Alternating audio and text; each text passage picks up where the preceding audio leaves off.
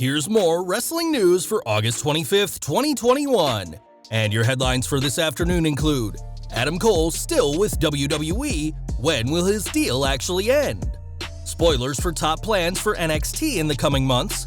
Legitimate needle-moving WWE superstar takes credit for SummerSlam's success. They pissed me off.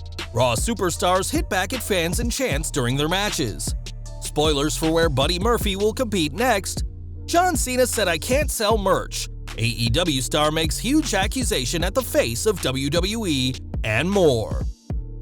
We are starting today with Adam Cole, who lost his 2 out of 3 falls match to Kyle O'Reilly at TakeOver 36 in what was, at the time, expected to be his last match under WWE's banner. It's been known for a while that Cole's contract expired in July, and he'd signed a very short-term deal with WWE, but that deal is slightly longer than first believed. According to Brian Alvarez of Wrestling Observer Radio, Cole's contract ends this week, not last week, meaning he's not yet a free agent and can't negotiate with other promotions. Fightful Select added that Cole's current deal expires this Friday, and it's expected the WWE will make at least one more contract offer to get him to stay. It was reported earlier this year that Cole had a meeting with Vince McMahon, which was said to have gone well, but no deal has been accepted by the former NXT champion so far.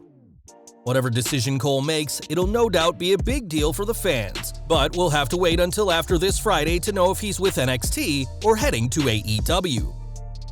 If Cole does leave NXT, then he'll just be the next big name gone from the Gold brand, as Karrion Kross is now considered a full-time Raw superstar. These departures come mere weeks after NXT lost 12 superstars and a referee, including former North American champion Bronson Reed and Bobby Fish. Clearly, NXT is going through some changes, and according to a report from PW Insider, we now know who will be moving up the card, at least on the heel side of things. We are told that the current plan is for Johnny Gargano to be positioned as the top heel for the brand. We're also told Pete Dunne and Roderick Strong will also be main players on the heel side of things. We'll have to see how things pan out in the months to come, especially as Dunne's NXT deal is reportedly up at the end of August, and is in a short-term contract situation similar to Cole's. Losing Pete Dunne could do a lot of damage to NXT, which has taken heavy hits over the past year, but for now, WWE is planning on him, Strong, and Gargano being the biggest bad guys of the Gold brand. SummerSlam news now, as WWE planned for this year's show to be as big as WrestleMania, and they certainly succeeded according to the numbers. In a press release sent to Ringside News, WWE revealed that SummerSlam 2021 was watched more than any other SummerSlam, after reviewing the figures on the WWE Network and Peacock. SummerSlam's attendance also set a record, as with 51,326 packed inside Allegiant Stadium, it was the highest attended indoor SummerSlam ever, losing only to SummerSlam 1992, which saw over 80,000 fans fill London's Wembley Stadium. To put that into perspective, last Saturday's SummerSlam had over 4 times the amount of fans at the 2019 event, the last SummerSlam to be held with live fans in attendance. The show also saw a 155% increase in merchandise over 2019, with Brock Lesnar's return earning 4 million views on Instagram, surpassing John Cena's Money in the Bank return as the most watched WWE video on Instagram, earning over 1 billion views for WWE in just 1 week. SummerSlam 2021 was an unquestionable success for WWE, and we'll have to see if the August show becomes a template for future WWE pay-per-view events.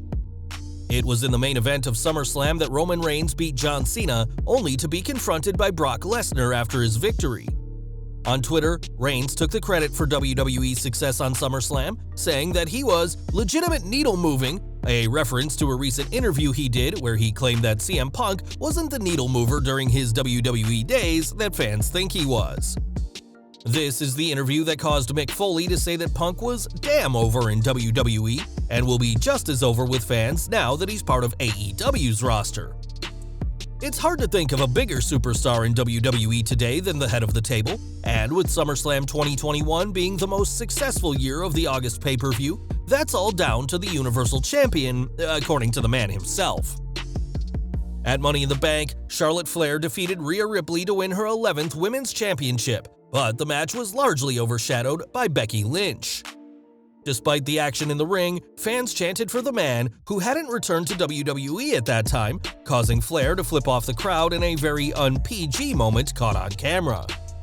Speaking on oral sessions, Charlotte discussed her flipping the bird and how the fans had provoked her with the incessant chanting of someone who hadn't been in the ring for over a year. She explained, "After the match, I'm walking to Gorilla and I'm like, oh yeah, I gave them the bird. Am I going to get in trouble? They p***ed me off. It really p***ed me off. Guys went from chanting Becky to this is awesome. If you know what I'm capable of, show the respect up front. In that moment, I felt it and was like, let me steal the show with Rhea Ripley because I know she's that good. Don't disrespect her." Charlotte's win was short-lived, as the next night she'd lose the Raw Women's title to Nikki ASH before regaining it last Saturday at SummerSlam. Now it appears that Flair will be entering into a feud with Alexa Bliss, who confronted the new Raw Women's Champion during this Monday's show, and fans should give both women a chance to show just how good they are, or risk another middle finger by the Queen of All Eras. In late July, longtime NXT reporter JJ Williams was kicked out of tapings after it was decided that they didn't want him to be reporting results during tapings, and now more people have been kicked out of shows. According to Wrestling Inc., one fan, who wished to remain anonymous, was kicked out during Monday's taping after they shared spoilers online and said that they'd regularly been attending tapings over the past few years and hadn't been given any warning before they had to leave. Bodyslam.net's Cassidy Haynes also noted that his correspondent was removed from the tapings after being approached by an anonymous NXT producer who saw them texting on camera. That producer even had a photo of the fan using their phone during the show and was promptly ejected from the tapings. WWE may not like results being spoiled before the show is aired, but kicking fans out hasn't stopped these spoilers getting out so far, but it has led to some backlash by fans. Perhaps NXT will find a way to stop spoilers getting out without having to physically eject people, but for now, you better not be caught on your phone during any NXT tapings. One person who knows about working in NXT and about being released is Buddy Matthews, formerly Buddy Murphy, who was cut on June 25th by WWE. Since then, the former Cruiserweight champion has dropped a few teaser videos where he confirmed his new name, and we can now reveal where he'll appear next. Given that this is a huge debut, we'd recommend skipping the next 30 seconds if you don't want to be spoiled. During Jade Chung's Twitch stream, Impact's Scott D'Amore was asked about Buddy Matthews and said fans should tune in this Thursday to Impact to see him debut in the company. D'Amore then gave a sly smile, meaning he could be trolling, but we're questioning why he'd joke about such a huge signing. It's highly probable that Murphy is on his way to Impact Wrestling, and we're sure he'll thrive on that roster after 8 years of amassing a loyal fan base in WWE. AEW news next, as CM Punk will make his in-ring debut at All Out, taking on Darby Allin in a highly anticipated match.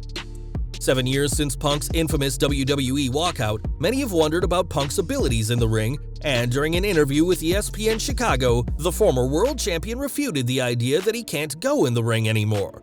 He said, "I was never a guy that did a whole bunch of crazy flips and stuff like that, so I don't have to go back and try and do these amazing athletic feats. My goal is to tell a story, and the way I get ready for this is to watch a lot of Darby Allin matches. It's no different than a sports team watching tape on the team that they're playing." Punk added that he's been impressed by what he's seen so far from Allin and wants to get creative with the former TNT champion, and Punk will get the chance to do just that on September 5th.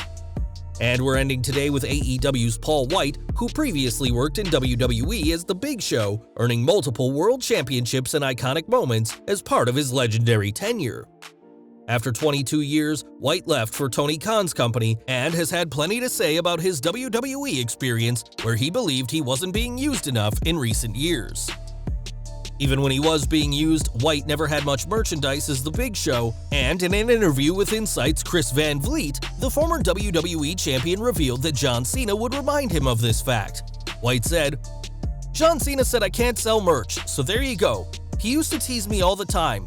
Cena used to say if my merch was money, nobody would buy it. I said, because I'm too busy making you look good. Bad guys sell tickets and good guys sell t-shirts, so there you go." White didn't have a problem with not selling t-shirts, as he spent his many feuds with Cena as a bad guy, giving the 16-time WWE champion the opportunity to sell countless shirts of different colors.